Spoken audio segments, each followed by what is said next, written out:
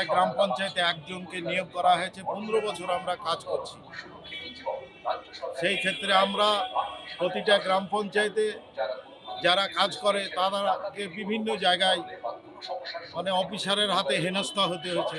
আমাদের যে পারিশ্রমিক বিল পেতে অনেক পঞ্চায়েত আমাদেরকে হেনস্থা করছে এবং বিভিন্ন সময় বিভিন্ন ল্যাবে সারা মুর্শিদাবাদে আমাদের কেমিক্যাল থাকছে না, কাজে কাজে আমাদের কাজ বন্ধ থাকছে।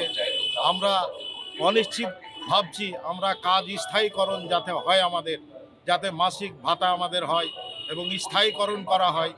সেই ক্ষেত্রে সেই দাবিতে আমরা আজ মুর্শিদাবাদে ইউনিয়ন থেকে আমরা আন্দোলন করছি এবং পশ্চিমবঙ্গ সরকার তথা কেন্দ্রীয় সরকারকে আমরা দাবি রাখছি আমরাকে যাতে স্থায়ীকরণ করা হয়। এই কারণে আমাদের এই আন্দোলন।